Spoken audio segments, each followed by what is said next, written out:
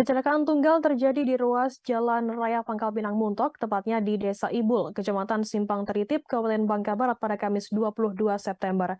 Kecelakaan tersebut menewaskan pengemudi sepeda motor Yamaha Heon GT warna biru dengan nomor polisi B4743 BGF bernama Marni, 50 tahun, warga desa Kacung, Kecamatan Kelapa. Sementara Talita sang penumpangnya mengalami luka-luka dan harus dilarikan ke puskesmas setempat.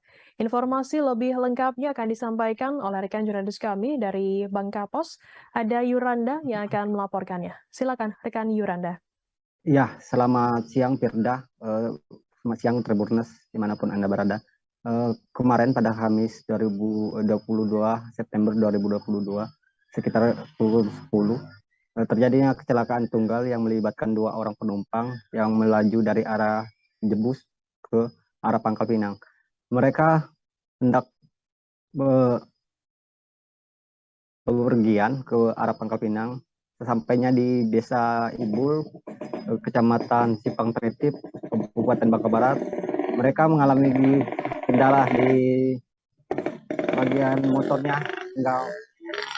hingga oleng dan terjatuh ke aspal.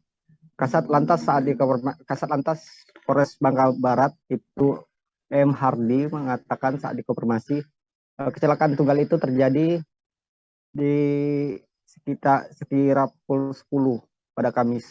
Kedua orang berboncengan ini terlibat laka lantas. Satu orang pengemudi bernama Marni meninggal dunia akibat insiden itu. Sementara Talita yang diboncengnya mengalami luka-luka di bagian kepala hingga badannya dan harus dilarikan ke rumah sakit. Begitu kata Aibtu Hardi maksud kami.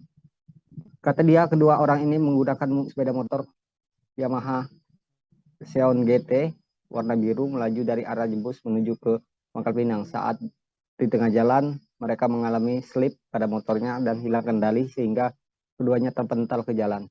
Akibat peristiwa tersebut, ia mengimbau kepada masyarakat dan memasang pelang peringatan rawan kecelakaan di jalan. Katanya, himbauan ini berguna untuk mengingat masyarakat atau pengguna jalan yang melintas di jalan tersebut agar tetap berhati-hati dan mengutamakan keselamatan saat berkendara. Begitu Firda yang bisa saya sampaikan.